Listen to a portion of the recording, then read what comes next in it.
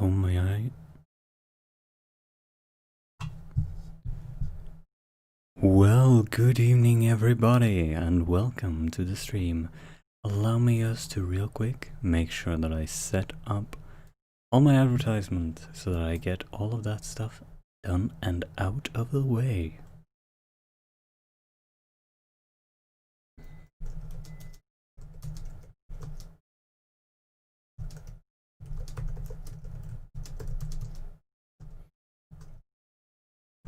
As I set up for our one-shot new neat system.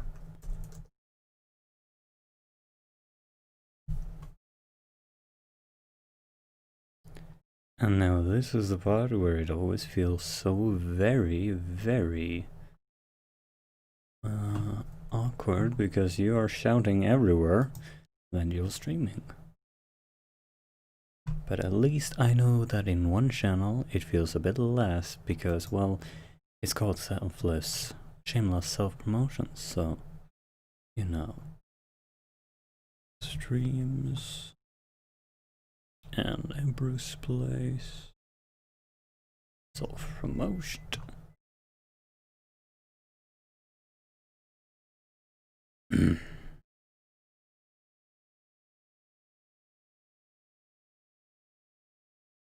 Okay, I think I got everything. We got no current view. Oh no, we have one concurrent viewer. Why, hello there. Welcome to the stream. Yeah, let's see here. Cogent content. As long as it's so we can better highlight people. Alright. Alright, let's see here. Let's see that I've got everything up and in order. Not receiving enough video to maintain smooth stuff. Oh well, that's a shame. Oh well, I set myself up with that. On there. Let's flick that off because I don't need it. Let's hire this table. Tad bit. So that we can stand up and work.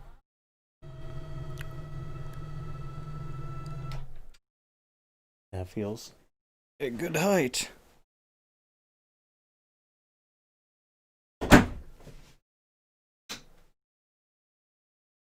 Alright. Well, hello everybody. And welcome to the stream or video, depending on when you're deciding to watch this thing. We are today going to do a little fun thing. Something that I've been meaning to do for a while. Is to prep for a one-shot session. A little bit of work to make sure that I get a roleplay session done. I'm sorry that I'm a bit late, and sadly it might eat into the time that we have with us to spend on doing this because, well, I've got a standing deal. Sorry about that. Standing deal, which means that I'm gonna have to make sure that we keep to a time for the sake of a beloved brother. But anyhow, let's stop with the sappiness and let's get to this, because today, what do we have to do today? Well, we got a few things. We've got character creation, we got homebrewing maybe, and we got world building. So, first of all, we want to do character creation because I've read through the Cogent rules, right? I've watched one video about how it works by someone who does it really well, whose name escapes me right now, which I'm very sorry about, but it's happening. And well, we're just gonna hop into character creation. Now, I was meaning to look up how character creation works and see if anyone else had done a useful video, but I got distracted. And so we're here now, and well, we're just gonna consult the website, right? Seems like a pretty wise idea. Consult the site where it has all the info, which you can find linked in the description below. So, we've got, today, I want to do 4 characters. Yes, 4. Because I want to try to make NPCs with this system, right? We want to try and make some, and 1 moment. I'm not gonna need my headphones. I'm not gonna need headphones on. So, in order to make sure that I am more in the zone for doing this, I'm just gonna put on some music in my earbuds. Ghost data.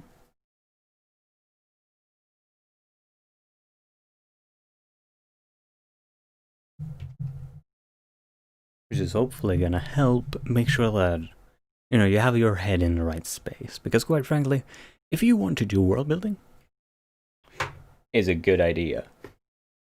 Oh, this track is so good. Alright, so what are we gonna do? We're gonna do 4 characters, and I've got them plotted out in my head. I know which characters we're gonna do. We're gonna do 1 character that's just designed to be a player character, right? They're just gonna work as a test for how well does the system work, how well can we use it to do cyberpunk, because that's what we're gonna do. We're gonna make a cyberpunk one-shot with Cogent. That's my goal. Let's see if it works. Oh, match that with a beat. I'm so sorry that you guys can't hear it, but like this. I don't want to get the stream DDoSed, which is the track I'm listening to. But we're gonna make 1 character that is just basically a player character to see how the system works. We're gonna make 1 just normal guy. He's just gonna be an average person, which means probably no stats, right? He's not gonna need any intelligence or strength or reflex. He's not gonna need any of that because it's just gonna be an average day character. But I'm thinking to give him professions, just to give him, like, you know, a bit of fun. And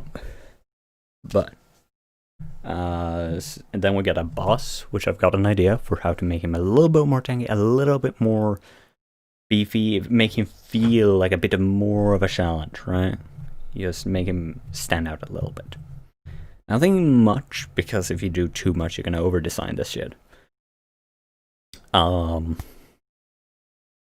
we got that, and then we got a low-level NPC, but they're gonna have like 1 point in intelligence, basically. So yeah, let's get to this. Let me... Oh, am I not the most well-prepared streamer in this world?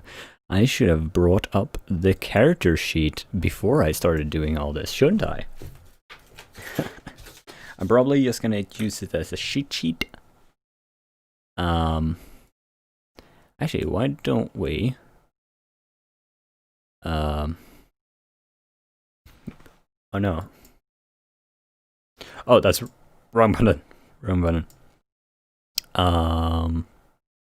Okay, never mind. Yeah, we would want to grab in my downloads. I believe it still resides. And character sheet. There we go. I'm so well prepared. I'm such a professional at this stuff. But yes, let's see here. Oh, character identity.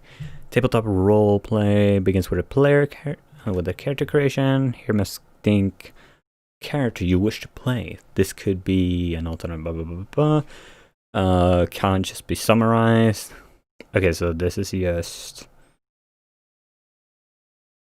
creating character. Alright,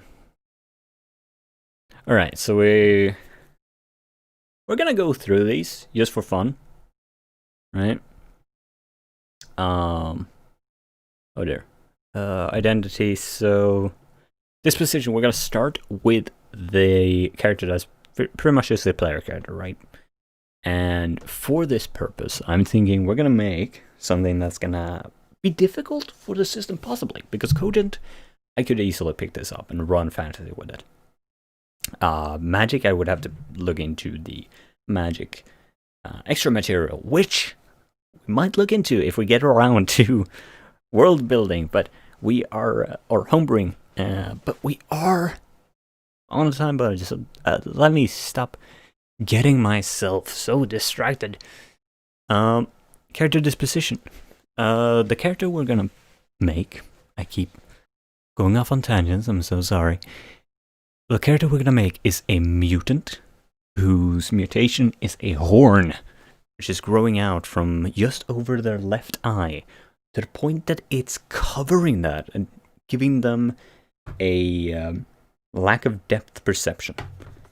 So that's going to be something that affects them. It's probably going to be a disabling characteristic. I thought about it, and I think it does fit enough. It is a disabling characteristic, which is going to play into later in character creation. But I'm talking so fast that I keep dropping my air. Character disposition. Are they happy, sad, moody, funny, cautious, untrusting, stupid, smart? All that. Okay, so the standard mood of this character. So let's finalize what I was talking about with them. So they are a mutant. They've got a horn in their face, so it's very obvious that they're a mutant. They've got an augmented arm, which is going to help them in their job as a assassin hacker. By which I mean their form of assassination. The way they take down their target is by hacking into things and rewriting code in such a way that it's not noticeable, but it leads to the death of the target. Now, this means that they basically bypass their depth perception, which otherwise, like, don't put this person behind the wheel and don't give them a gun, because the lack of depth perception is going to mess with them there. Disposition, I'm thinking they're going to be a little bit paranoid. A little bit on that end. They're going to be, most of the time, they're going to be cautious. Going to be a bit worried, like, come on. I've got it all set up. Let's get out of here. And nothing staying around this place. So that's their disposition. They're cautious, and they like to stay out of the way. Character history, a good history. So the backstory for this guy. All right. I'm thinking they are born in Gamma, and they were picked up by a gang fairly early, before their horn grew thoroughly, because they've got fairly good smarts. They're fairly adept. Maybe the first trait that they've really got upgraded, so to speak, is intelligence. They're smart, and someone picked them up like, hey, kid, but I need someone to help me out here with repairing these tech bits that I've got from the urchin market. So, you know what? Come here, help me out. Well, he helps him out, helps this person, just this fixer out. Person is just fixing things for her. That's their job. And our little mutant character, they help them out, they help them grow. What do we call this guy? Let's call him Circuit, right? A little cliche maybe, but who knows? I don't know enough about Cyberpunk to get called out on that, right? Right? Did I get that right? That's their backstory. They have then climbed up in the ranks, and they're now they're a fairly good assassin, right? So yeah, like you got them working. What else? I need to click there.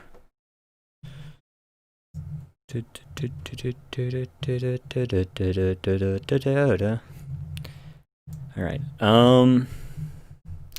Good history can help shape your character. So that's their backstory. That's our basic backstory. Beliefs and morality. It's hard to find a person without specific views. Okay, so what does Circuit believe in? I'm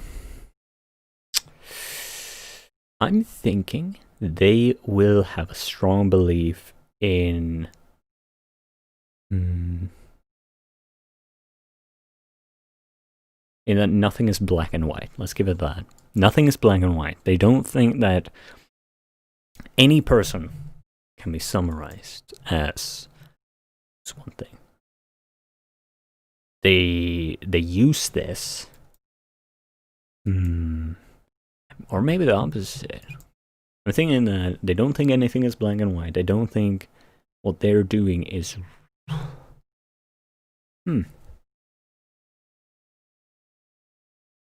Okay, let's think about morality. How does this person, because this person works as an assassin, right? How do they justify their actions? How do they justify the fact that they have ended people's lives? Because we don't want to give this character trauma as well, which would be logical. It would be harder for them to get it because they've already lived so terribly. Plus, they don't usually see the effects of their actions. They usually hear about them secondhand. Maybe that could make it worse for them, but like rule of thumb, we've got enough things on them already, right? We don't want to over-design them. Maybe we could give them trauma, but for now, it's just this is going on.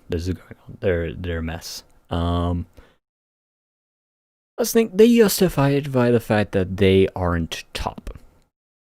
And there we can have the belief. They believe that there is a way of things, that nature's law, that the strong rule, that's just how things is. Yeah, that works as a thing for their character. Which can sort of lead into their goals. Let's say that their goal is to make it to a point where they can have a disciple. That's what they want to do. They want to have a disciple.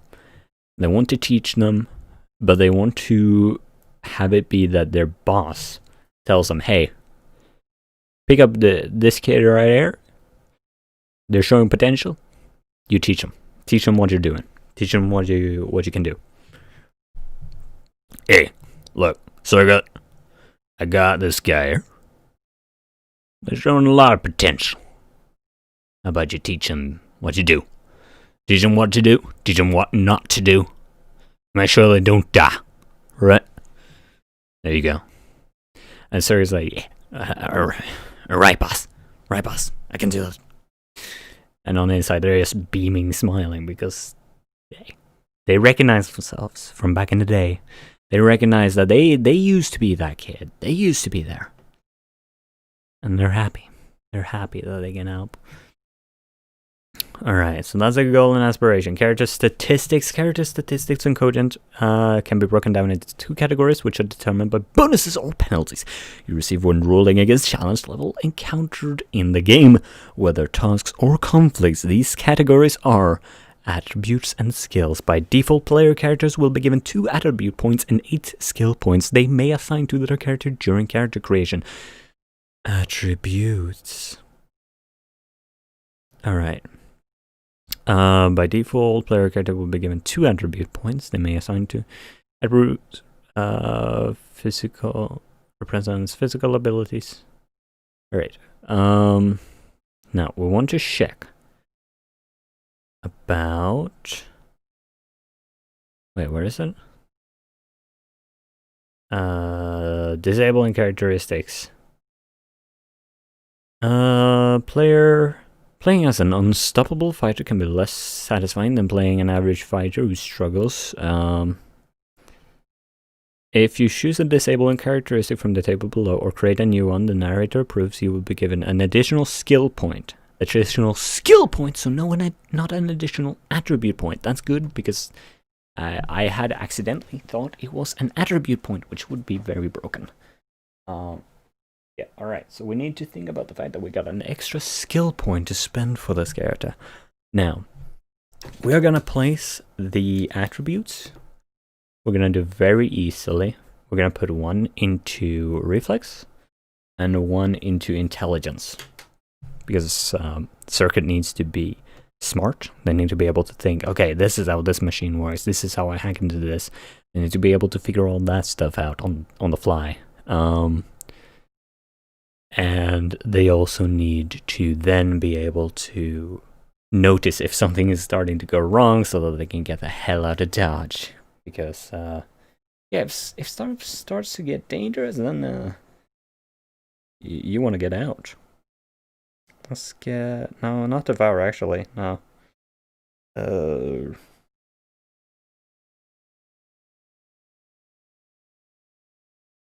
Where's a... Hey, Infected Mushrooms Guitar Mask, sure. Alright. So, intelligence. For every skill point, every point in intelligence, player receives an 3 additional skill points to spend. Okay. So we've spent 1 in there. 1 additional skill point. 1 attribute point into intelligence, meaning 3 skill points are added. And 1 more skill point because of the disabling characteristic. Skills. By default, the character is given 8. So that means we have a grand total of 12 skill points to spend. By do. So these are what we're gonna put into our skills.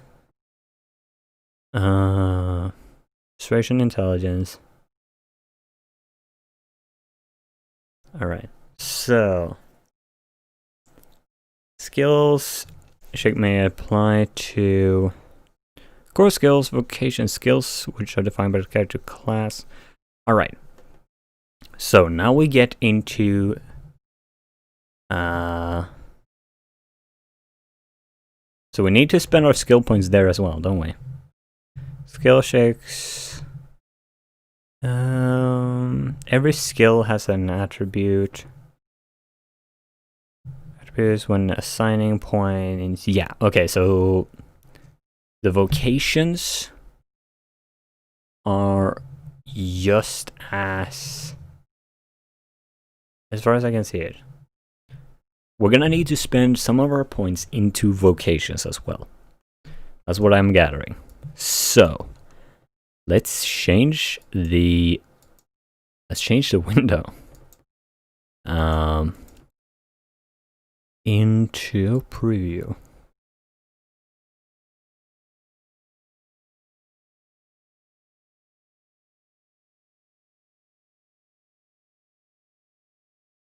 Like that.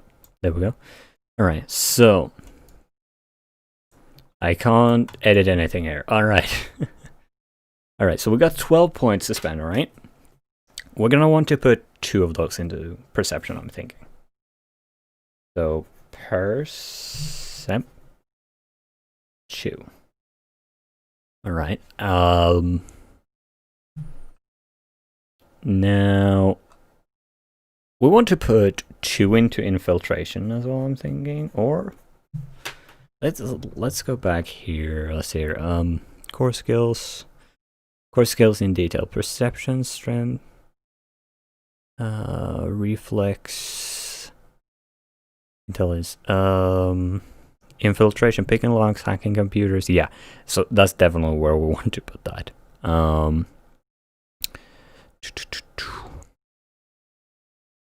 Because the thing that I'm wondering is if we have a idea for like how much does it matter that you're adding this extra? Like, we don't want to add too much into any one thing. Intelligence-based skill. Okay, so you know what? We're putting 2 into infiltration as well, leaving us with 8 points. Now we want to make a vocation for this. We want to give this character a job, and they are gonna work as programmer. You know what? Yeah, programmer.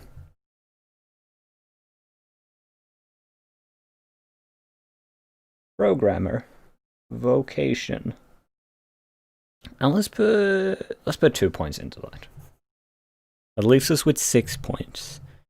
Let's start putting in some that are more small. So let's put one into stealth and one into sleight of hand.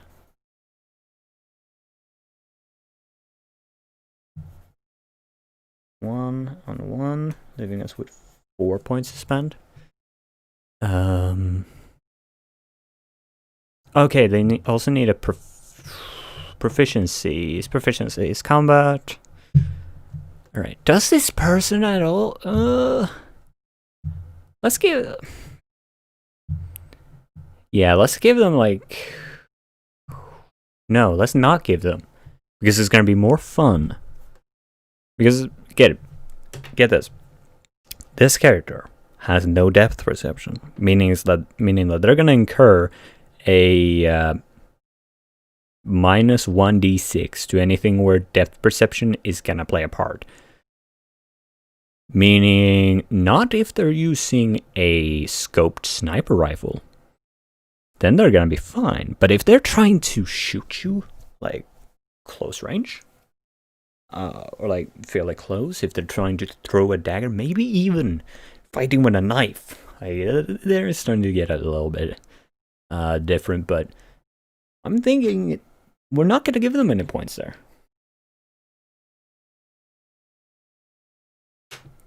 We're gonna use them those points.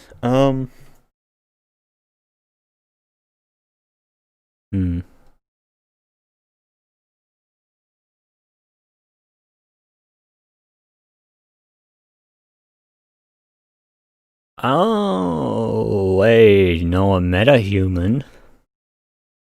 Let's give them 1 point. 1 proficiency point in augment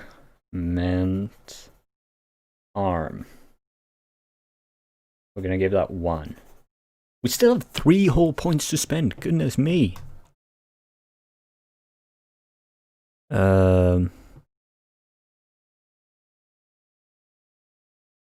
So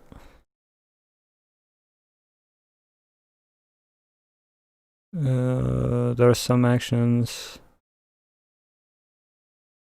For example, your character has 1 point in strength, 3 points in athletic. Yeah, okay, you know what? Let's boost. It sounds like that's fairly alright. So let's boost the infiltration up to a whole 4. And the perception. No, stealth up to 2. Stealth to 2, infiltration to 4, and that takes us away with all our skill points that we had to spend. We had 8 standards. We had 3 that came from the point in intelligence, and then 1 from the disabling characteristic of having no depth perception. We have spent these by putting 2 points into perception, 4 points into infiltration, 2 points into a vocation called programmer, 2 points into stealth, 1 point into sleight of hand, and 1 point into the proficiency of augmented arm, which is this person's augment. Their right arm is mechanical. Maybe just a forearm? Yeah, you know what? Just a forearm. That's fun. For everything else, it is fairly average. So that's nice. Alright.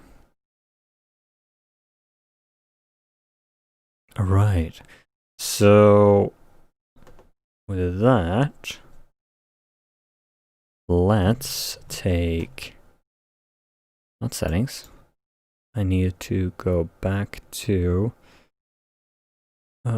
Cogent roleplay.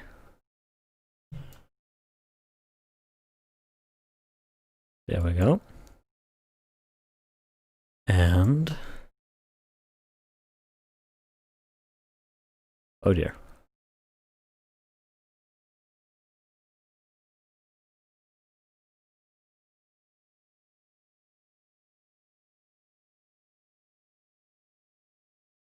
Can't see.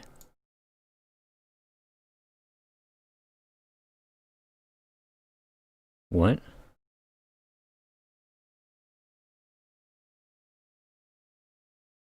Where did OBS go?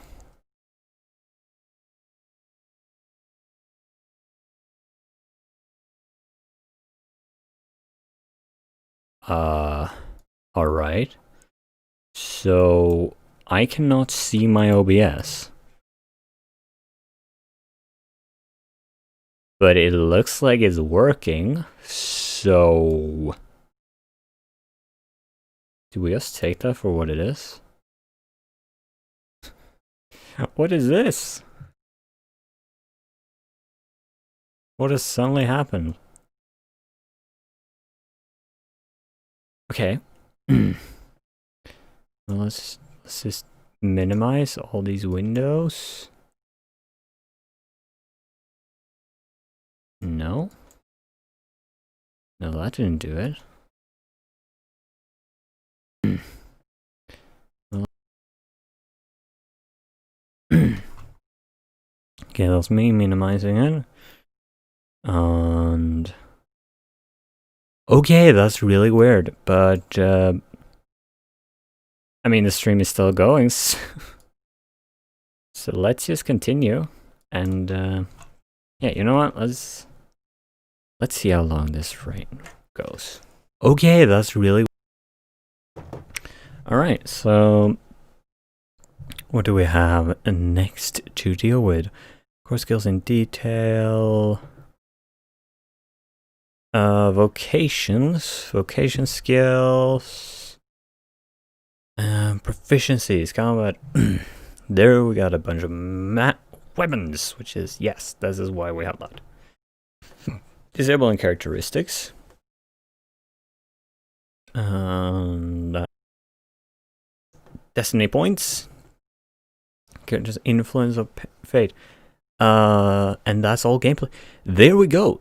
We have made a character. And we have done it in less than 20 minutes. I would say. That's taken like 20 minutes or something to make this entire character. For which we have stats. We have a backstory. Not a detailed one, but you know, that went real quick. Alright. And that's a character that we can use as just a player character. If we wanted. We have Circuit. Our little hacker assassin. Hey, look. If you need them gone, they got a car. They're not safe. Alright. Now, with them out of the way, let's tackle a bigger one. Let's tackle something bigger. Because now I'm excited. Now I'm excited to do this. So, we're gonna take on trying to make Toros. Or whatever his name is gonna end up being. It's gonna be Bowling Creek. That's the goal. Character identity. And okay, so we're gonna go through all that stuff. All of that stuff involves backstory stuff. So, you know, it's the really fun stuff, but yeah, we'll see. Okay, so character identity, disposition, they are serious. They are a serious man. And very, very blunt. He will not beat around the bush. If he thinks that you're trash, he's gonna tell you that you're trash. If he thinks that you're not gonna be useful to him, he's gonna say that you're not gonna be useful to him. Piss off. But fairly kind. Willing to give favor because he knows that a favor is gonna pay back. Believes in morality. We got that. Favors. He believes in favors. Goals and aspirations. He is intending to just live his best life. That's remain boss and secure that spot. He is a mob boss of a large gang in Gamma. Okay, so character statistics. Here's the thing, right? I believe one way that you would be awarded additional points.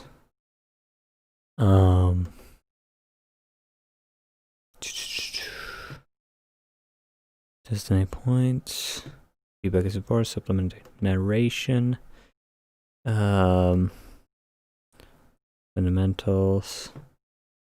Because I would think that, like, after enough time, then you might get another attribute point.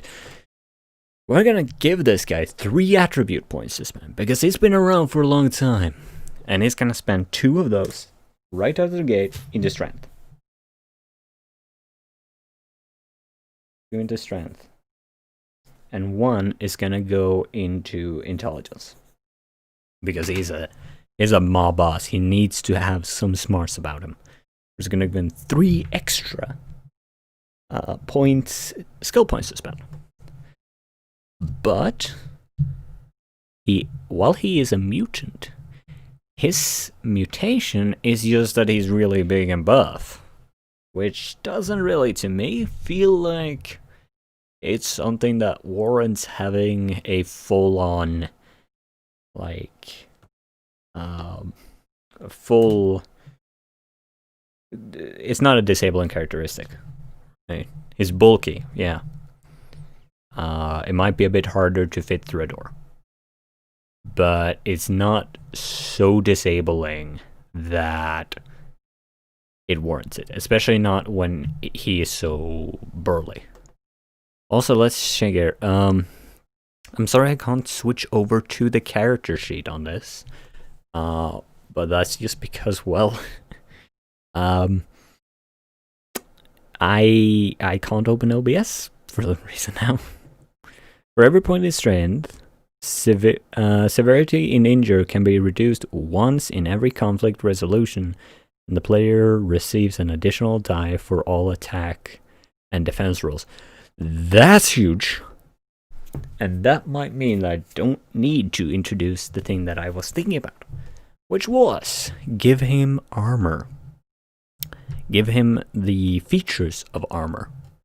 Which, if we find that, not on the characteristic, not on the destiny points, combat, armor. Armor level 1. Armor level 2. Armor can be used to reduce injury level, not victory level, which only strength can reduce. Okay. Wearing lots of armor has weight. Armor levels are set by the type of armor. The armor rating stacks with a 1 armor. A character wearing full rating of 6, highest rating in the game, but also remove. Okay, so they can remove an injury level. I think that we might still give him, just to make him feel like a proper boss. He's gonna have 1 level of armor, armor level, passively. Which, that can, it could be really terrible, but we're gonna say that he is resilient as hell. Now, if he wears armor on top of that, say armor level 1, and this, here comes why this system could easily be picked up if you just want to run fantasy, but you don't want to pay for like all the D&D books. Cogent is excellent because leather armor, gambeson, padded, and chain shirt, habark. These things will give you an armor level 1, which is 1 injury level. So we're gonna give him that. If he then wore leather armor, which it would have to be something else in this universe, but whatever, you know. Armor level 1, then he would have an armor level 2, which means that he could achieve a max armor level of level 7, meaning he can reduce injury level by 7, which is, that could be pretty big. But it's gonna mean that you need to work together if you want to take this guy down, which is gonna feel pretty awesome.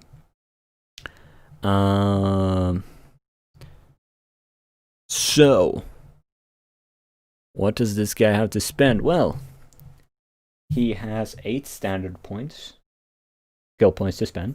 We're gonna get to his skill points, plus 3 for his intelligence point, meaning he has 11 skill points to spend. Now, profession, he's gonna have a profession right out of the gate, which is just gonna be sharks, right? Prof? charge. It's gonna be 2. That might sound like I'm spending a lot in it, and it is, because it's a pretty big ability for him, right? He's gonna be able to charge at you head first using mechanical legs. Maybe we could actually call it. We'll make that a little bit more broad, which is gonna be a good idea. Bio legs. Bionic legs. So these are his mechanical legs, which he can lunge forwards with, crash into you, and just basically mess you up severely. Which puts us 9 skill points, of which we're gonna put 3 into athletics. Yes, with 6. We're gonna put 2 into perception. This with 4. Let's look. What was grapple more specifically? It's a skill. Vocations, infiltration, deception, stealth, sleight of hand, right? Grapple. Grapple encompasses hand strength and your ability to hold onto things. Okay.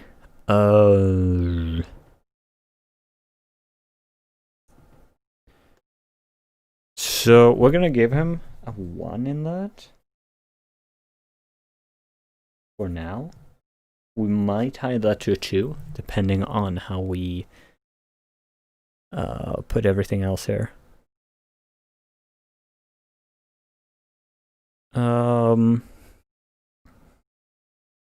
Vocation. We're gonna make him a boss as a vocation, and we're gonna put all. We're gonna put 3 in that. Now the boss vocation. What is this actually gonna do for him? Well, it's just gonna be a point for him to spend. Wait, are skill points the thing that you increase with time? Might be. Basically, the thing that this is gonna do for him is he's gonna be able to command his minions, right? So if he has a group of his gang around and he needs all of them to do something, he can use this. It's gonna make like a roll. If someone is trying to force his minions to surrender or something, he can shout to him like, "Stop it! Don't give up, you fucking cowards!" That sort of thing. "Fucking cowards! If you give up, I'll take care of you myself!" And gonna be quite intimidating. Gonna be pretty scary. Maybe you can even use this skill as an intimidation skill. Yeah, and intimidation isn't a specific skill, so we're gonna say that could be it. And he could either use that under his intelligence or strength, as a tied skill to it. Also, hello, whoever has joined the stream, welcome to the weird show that we're engaging in. Strength base. Okay, so yeah, that's him. That's our boy. Strength base, skill, perception. Let's see, skills. There's some actions. Let's see here. Every skill has attributes, just like attribute cross out, although by default, players may be given additional points to spend in this phase, either accepting a disabling characteristic. Each point represents an additional dice the character receives. Okay. What I wonder is, would this be the thing where you could increase them with time? Because if so, it would spell in like 1 extra point in somewhere. But we're not gonna do it. We're gonna stay within how the system works for now. And I think we've started to get the hang of how this works, right? Oh, what's Greg? Oh boy. Oh boy. Hello, kiddo. Taught us. Pretty scary.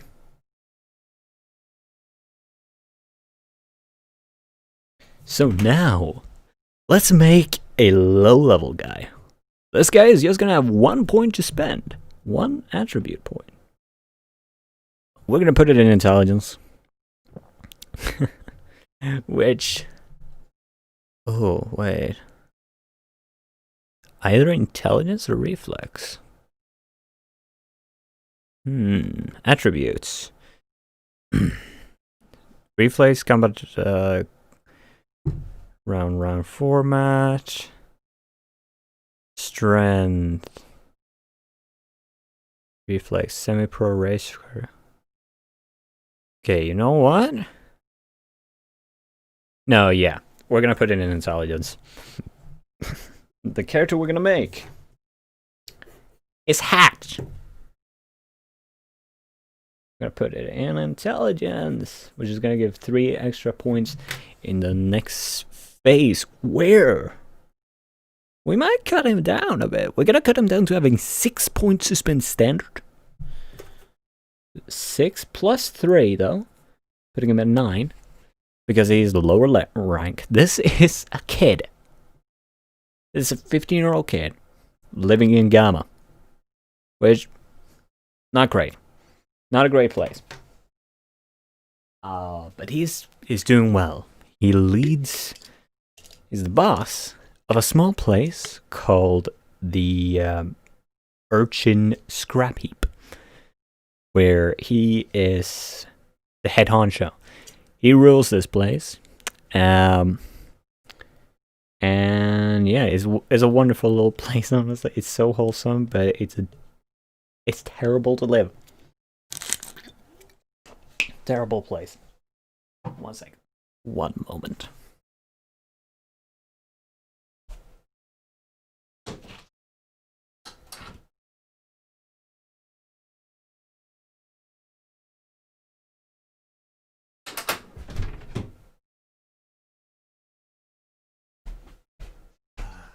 Just a quick breath of fresh air can do such wonders to one's mind. Anyhow. So we're going to put that 1 point in intelligence. And then we're going to need to distribute their skill points. And there we're going to put... How are we going to distribute their points? Because they are...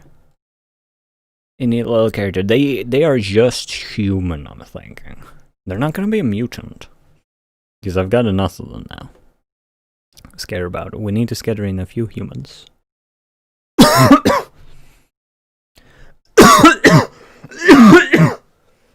Oh.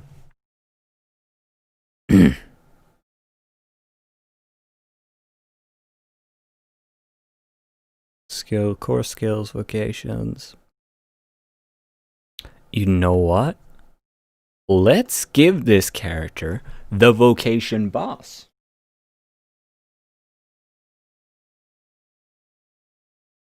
Let's give them 1 point in vocation boss. And then they now have 8 points to spend. Because they are the leader of a place. Let's give them that. That's really neat. Let's put 2 points in acrobatics. Or, you know, 1 for now. 1 for now. We're gonna see how much points we have. Persuasion. Let's put 2 in persuasion.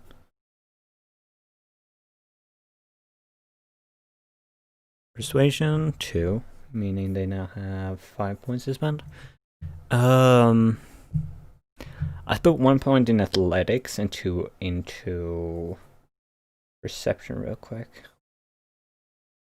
Meaning they have 2 points left to spend. And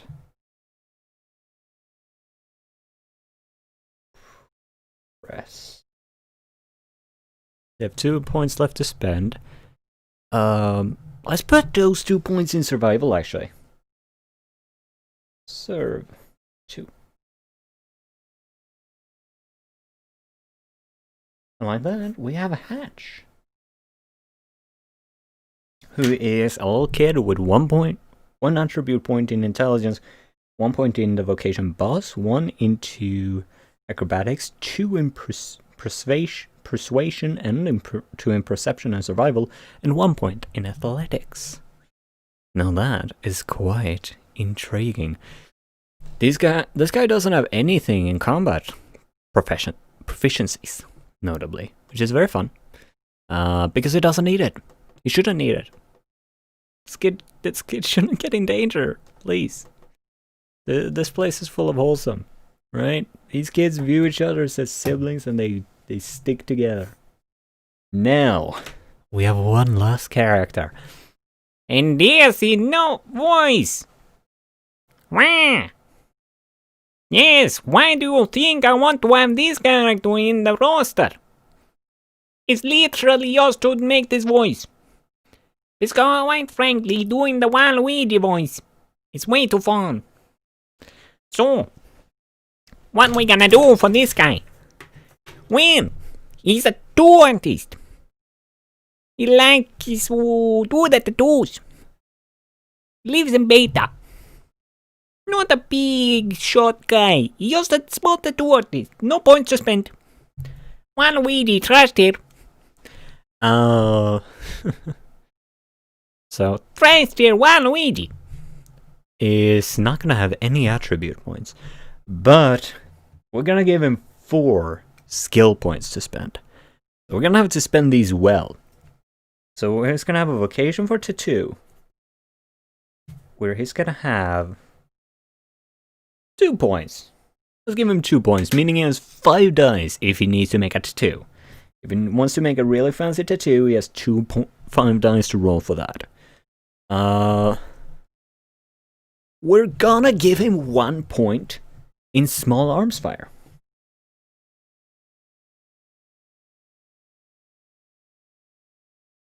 One point. And then, you know what?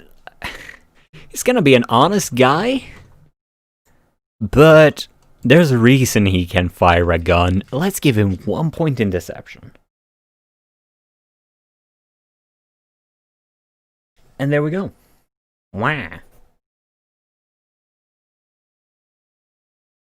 So this guy is just a tattoo artist. He has 2 points in the vocation tattoo artist. He has 1 point in small arms fire and 1 point in deception. Let's pit these guys against each other and some stuff.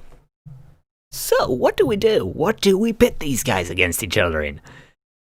Well, let's see.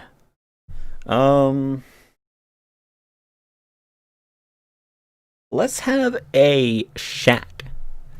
Just a background chat, right? Between Tauros and Hatch. Both are bosses, but of vastly different tiers. One is the head of a large crime syndicate. One is a kid running a trash yard. Now, yeah, the difference there is quite stark. But we're gonna get some dice. Alright, so what's the roles? Well, they're gonna use boss. So we're gonna consider this. The scenario for this is just, I need to determine the outcome of this. I want to determine it fairly quick. I'm just gonna determine it in the background so that, like, say the players are sitting around, they're waiting for the result while these two are talking alone. Why they are ending up talking? Player shenanigans is what I'm gonna call that. They're both gonna use their intelligence as ability for this. So they start off with 3 dice each. We're gonna first build a pool of Hatch.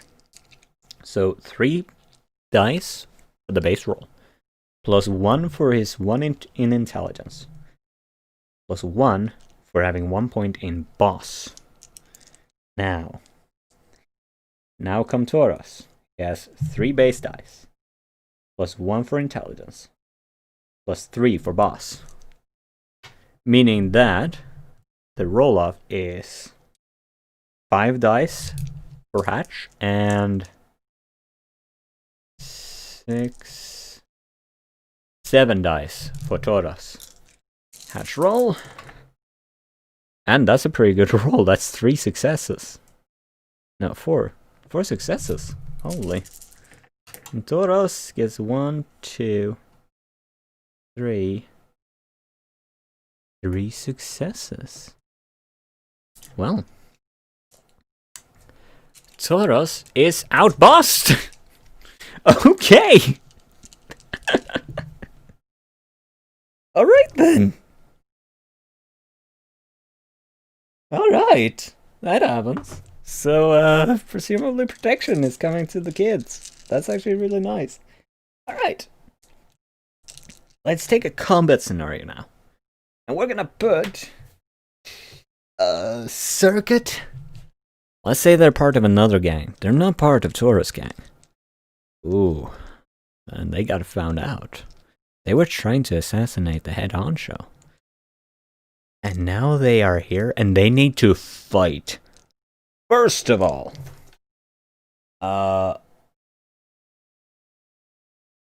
Circuit actually has 1 point in reflex, meaning they are quicker than Taurus, meaning they get to proclaim.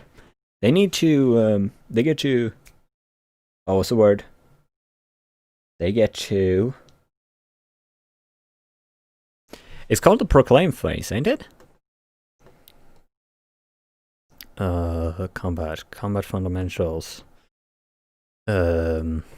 victory levels, victory, combat, declaration, that's the word, declaration phase. So, declaration phase, Taurus declares first. He's gonna charge, at Circuit, and try and pin them against the wall. I've done this before. Circuit, in response, is gonna try and get out of the way, and punch Taurus in the side of the face with their augmented arm. So, that means that we're gonna have to roll for this. There's gonna be a contested roll between Circuit using their augmented arm, which is gonna use strength, which they don't have a point in. So they're gonna use their 3 base dice plus 1 for being proficient with their arm, meaning they have a pool of 4. Ah, that's not good. That's not very good for them. Combat modifiers. Close combat. Charge plus 1d6. Okay. Plus 1d6. So, or you know what? Let's have Circuit actually brace, because that's gonna give him 2 victory levels. Yeah, that's gonna give them 2 wins, which they're definitely gonna need that, I feel. Let's build Taurus's pool. So 3 dice starting out, plus 2 for his strength, and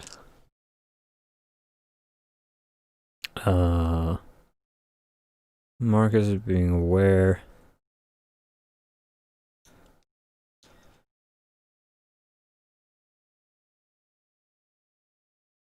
So, close combat. We need to see here, like, combat performance declaration. I would need to make sure Shik ranged, unarmed. Okay, so there's nothing, because we're gonna count his fists as being strong enough, or he's wearing dusters. Identity, abilities, core skills.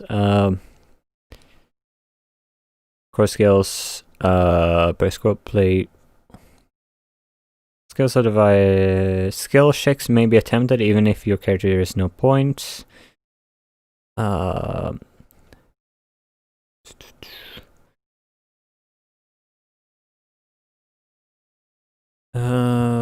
rolling against skills, the player must add begin their base. Okay, so this I'm feeling a bit unsure on. I can't tell if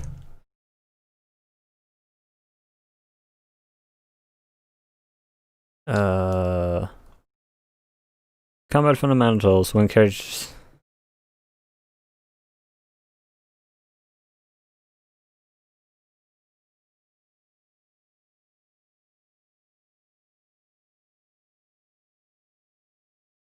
Wait. All at. Oh, wait. Okay, I'm forgetting something. All attribute points. Okay, any applicable proficiency. Okay, which means that both sides actually gets 1 extra dice, meaning there's 5 dice for circuit. Right? 3 for just. No, wait. 3 for. Yeah, it's gonna become a bit more. 3 for base, plus 2 for intelligence and reflex, plus 1 for the arm. But this also means that Taurus has base 3, plus 3, because 2 in strength and 1 in intelligence. Oh, plus 2 for his legs. I think I don't have enough dice for this. Oh. Oh no. Oh no, oh goodness me. Oh no. Common modifiers. Because charge has 1d6. Oh no. Okay, so that's okay, circuit rolls 6d6 plus 2 wins because they are bracing, and yeah, that's gonna be what they're trying. 1, 2, 3, 4, 5 successes. Goodness! 6, 7. And then we're gonna use the last dice that wasn't used there. For 1, 2, 3. So there's 96 for Taurus. Jesus. Oh goodness. Oh. Is he gonna get fucked again?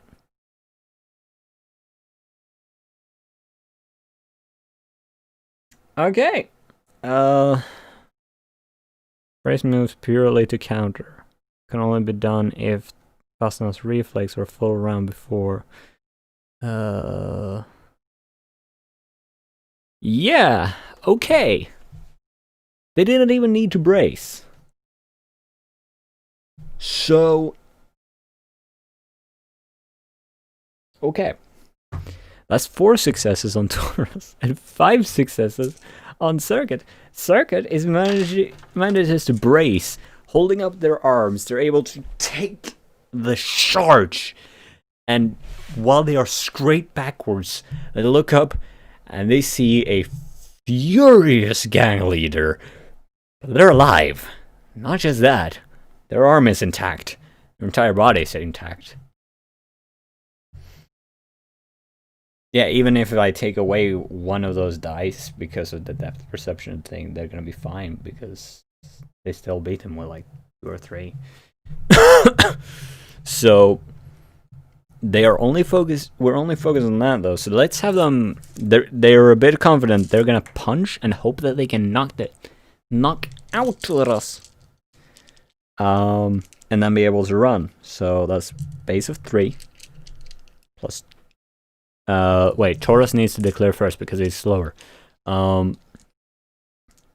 He's gonna try and get to the gut of this guy. Just kick him.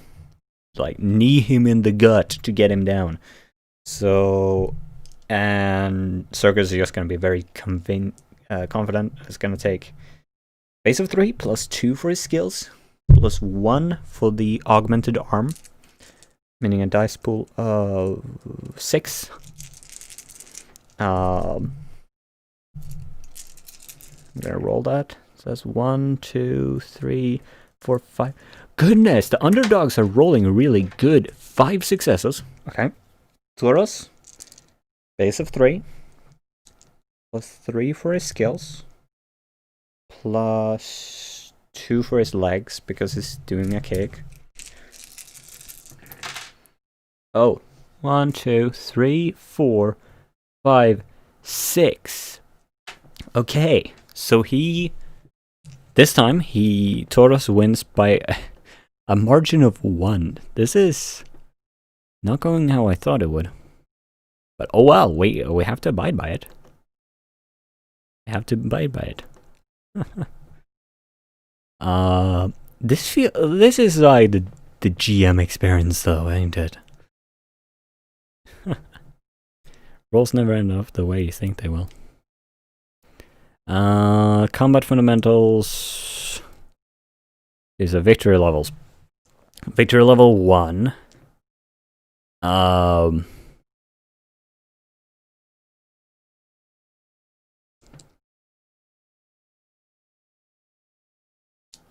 Okay, let's have him inflict staggered. So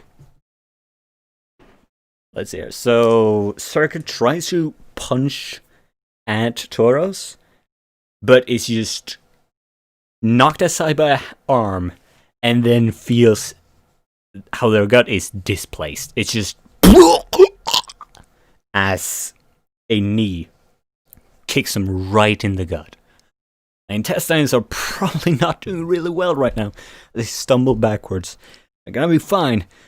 They now take -2d6 on their next move. They get to declare after Toros declares that they are gonna kick them again, this time right to the side. That's not a charge, so they can't brace.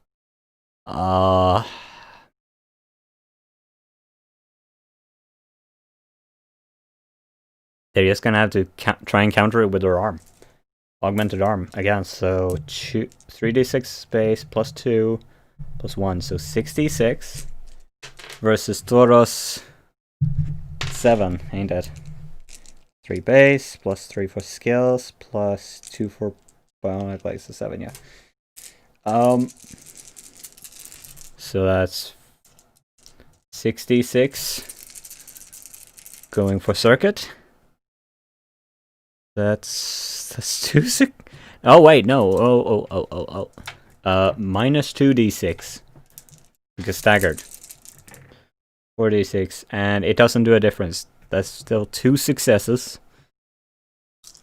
Okay, Toros. Ooh. That's a lot of 6s. That's 3, 4, 5. So that's 3 levels of victory.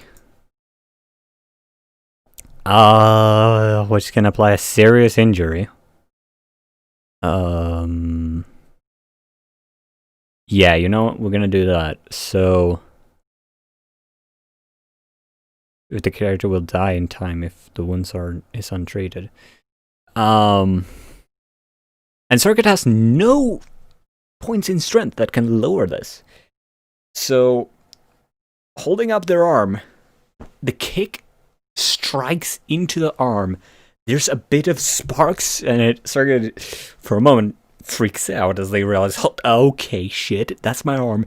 I don't need that thing broken. Pull it up, and they then realize how the foot of this bull scrapes them across the stomach. Looking down, they can see they are bleeding heavily. Heavily. Which is... they're gonna pull through. They're gonna pull through. It's not so bad that their gut is spilling out. But they are woozy. They are woozy, and they are gonna take -3d. 3 dice. Just walks over them. What's the matter? You were so confident before. Why are you laying down? Put out their arms. Strike me. And Circus is gonna try. Because, and they're gonna try and surrender. And at that point, we would be out of combat. They are what is it called? Seriously injured. Oh, that is fun. This is fun. This is very fun. Is what I would call this. It's very simple to put together. Alright. So you know what? I'm gonna say that's good for character creation. We have tried out the character creation system and we have found it to be very useful. Very, very useful indeed.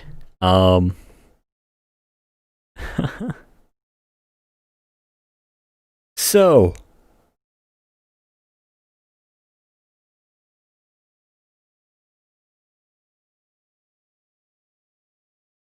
yeah. Next step is we want to, like, here's the fun part, right? We have not needed to homebrew anything for this. This has not required any homebrewing. I am not needed to make some special system for the arm. Like, if I want to introduce another element, just say that the arm can extend a blade. But that's part of the arm, and thus it's one extra dice.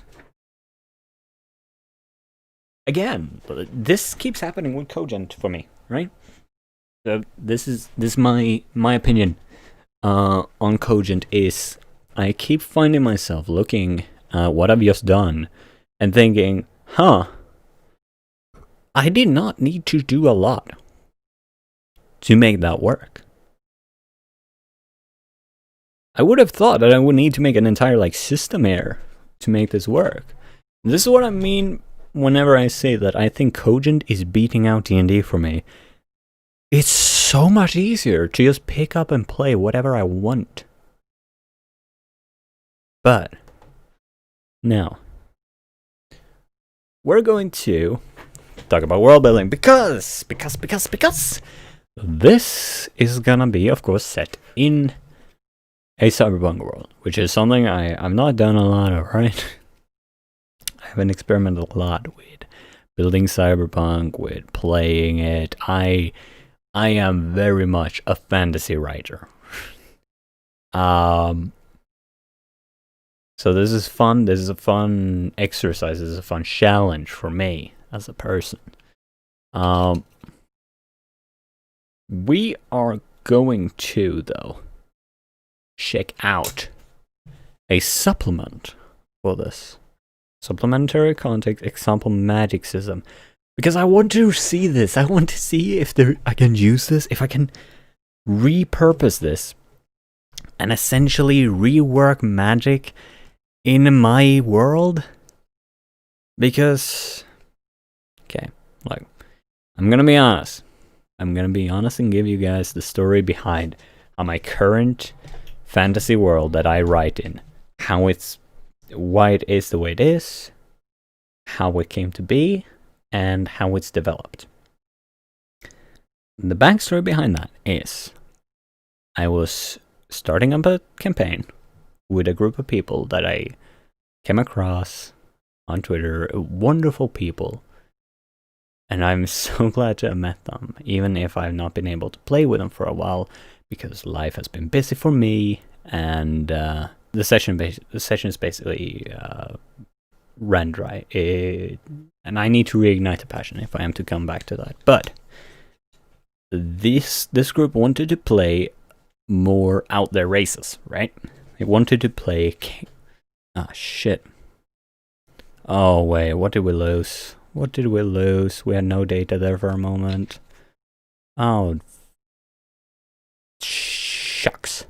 But yeah, this group, wonderful people. They wanted to play characters that were more out there. They wanted to play hobgoblin, water elves, like sea elves, king, like Genasi,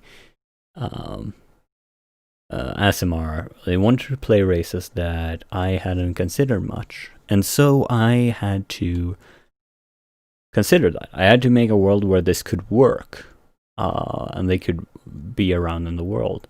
So I made a new world for this purpose, and I've enjoyed it a lot. I've enjoyed this world and writing in it, playing around with it. What comes with it is that the game, it was made to be played in D&D, meaning that wizards worked like they do in Dungeons and Dragons. The schools of magic are like in Dungeons and Dragons, and now that's all fine and good. That can be very useful. It gives you a basis to work on, but, and I will start sounding like a broken record eventually about this, but I think that D&D has a lot of preconceptions on it. Sure, the game is marketed as you can do whatever, you can tell any story, and to a degree that's true. Yeah, you could do next to anything, but you would need to do some homebrewing. And it's gonna take time. I made an entire subclass for Paladin, which wasn't because of that D&D group. For them, I did some other things. I homebrewed a few warlock abilities to make them a little bit more fun, rather than just Eldritch Blast, because I still find that to be quite boring. I did a few things, but mainly I made an entire subclass for Paladin, right? The subclass is based in being a Paladin of Slaanesh. This means making the abilities that you get on the levels as fairly straightforward as if you have D&D Beyond. But comparing that to just picking up this system, picking up Cogent, and just making something, like, right out of the gate. I'm just slapping these characters together for a cyberpunk setting. While the system has a lot of references to medieval fantasy. It's just so satisfying to watch this all come together. It's so much fun. Just look at it and think, yes, this can be done. I can do this. I think that it doesn't have the norms that come with D&D. In D&D, you tend to play in a copy of the Forgotten Realms. You have some races, you have some gods. What if I want to make something new? I think Cogent is gonna be the right tool for that. I honestly do. Anyhow, with all of that sad-sounding stuff out of the way, let's explore this example magic system. Please note that even though this system, as of yet unfinished, it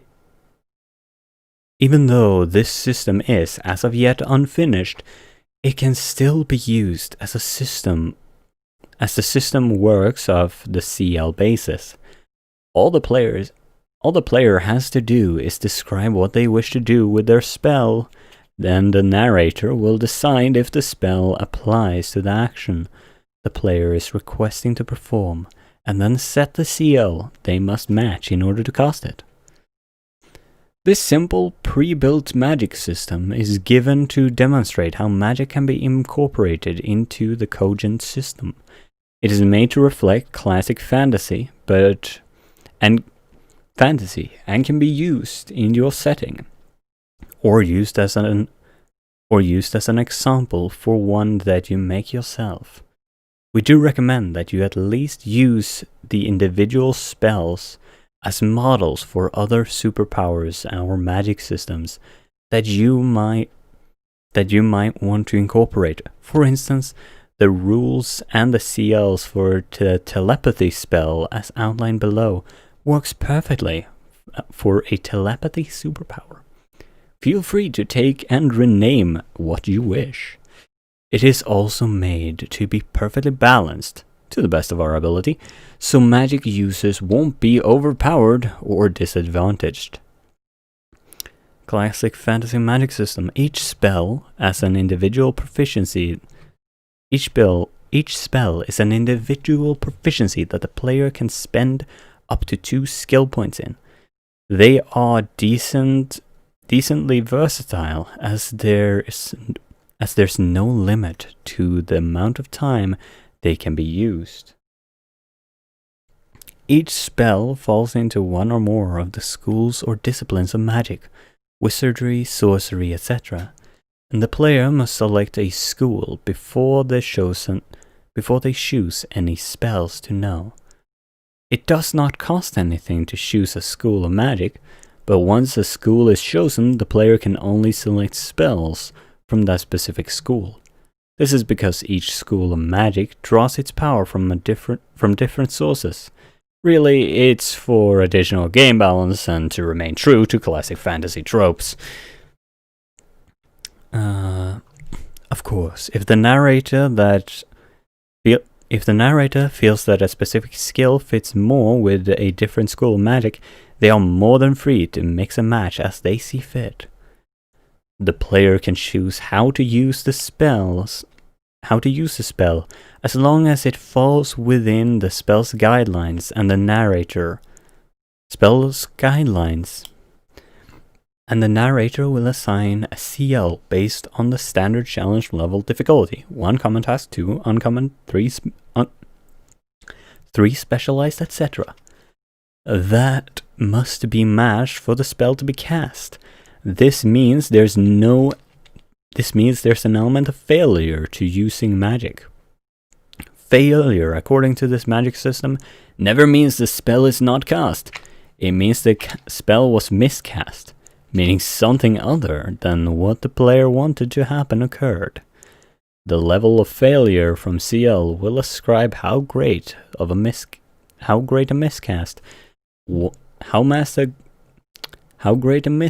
it was, and the narrator will fill in the rest. Sorcery spells. Proficiency. This spell creates and controls pyromancy. Okay, and then you got like managing elemental, of course, can summon an elemental. Okay. So a proficiency.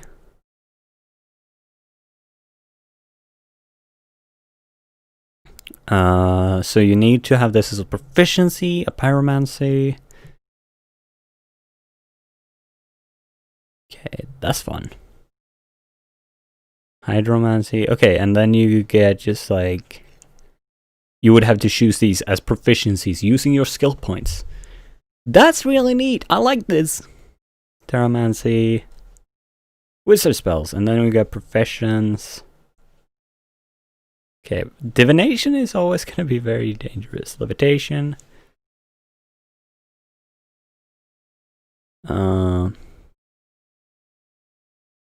Okay, this is going to be the interesting one because this...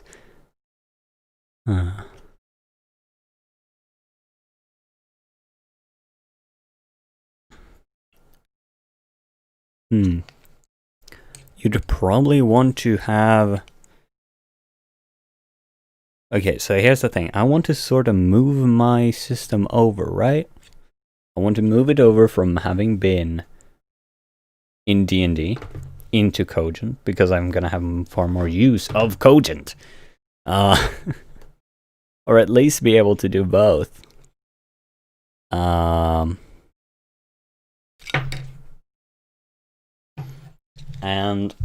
for that sake, this should be able to work.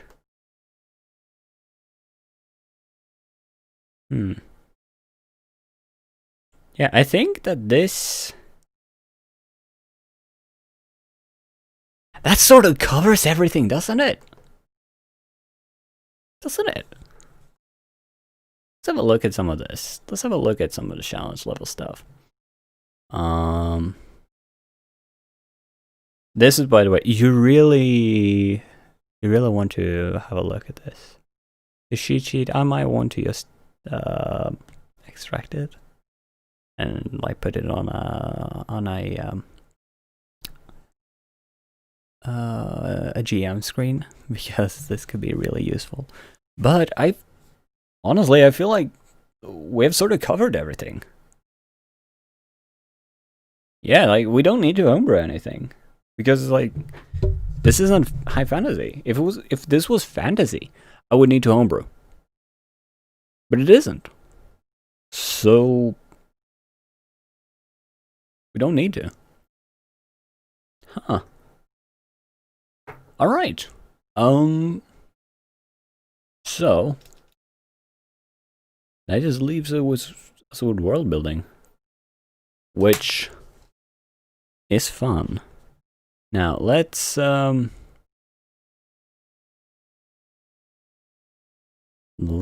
to here. Also, to whoever has stuck around this entire stream, thank you. Thank you for hanging out and making that number feel like I'm at least not alone. I'm very grateful. We're gonna view this world. I've not done this before, by the way. I've not looked at this world.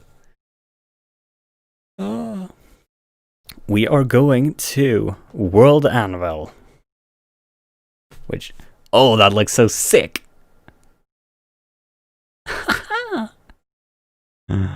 Oh, that looks good. Oh,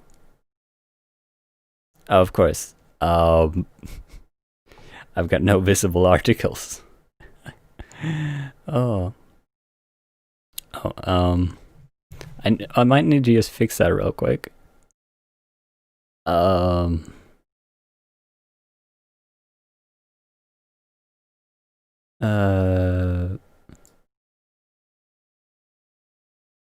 What can we do with them? Can we expand, slim down, refresh list? No.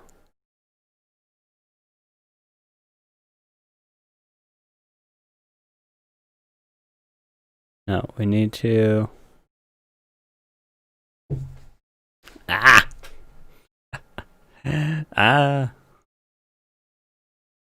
Terrible, terrible, terrible. This is going poorly. Let's take the urchin scrap heap. And let's. How do we change this? How do we change this? Huh, there we go.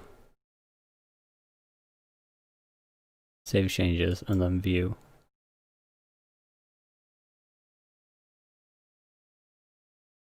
View that. Oh, that looks so sick! Haha!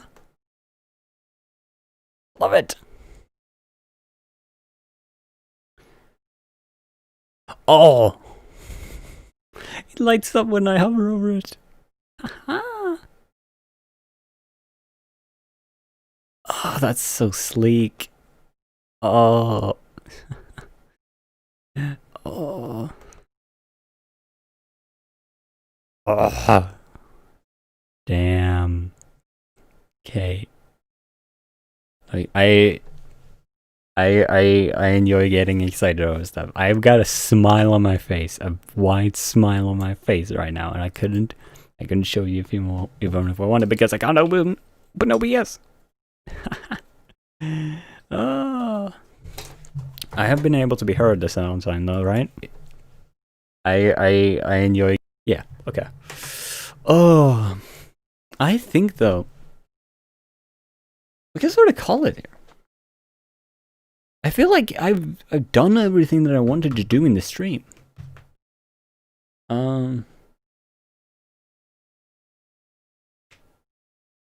Really, the next step would be to interact with people who want to play and help them build their characters.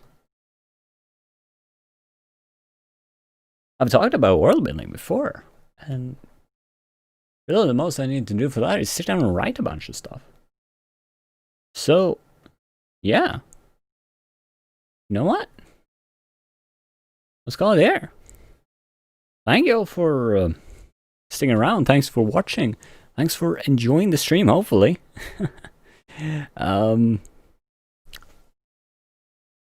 Hopefully I'm gonna stream sometime soon. Management campaign, or it's gonna be streamed to someone else's thing. Maybe Anthony, maybe someone else. We'll see. But for now, I will thank you all so much for joining me on this stream, and until next time, stay smiling, because your smile could brighten someone else's day. Bye bye.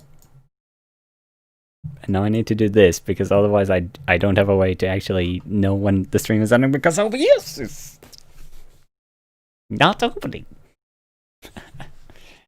Oh, thank you for sticking around. And now I need to do this, because otherwise I don't have a way to actually know when the stream is ending, because OBS is not opening. Oh, thank you for sticking around.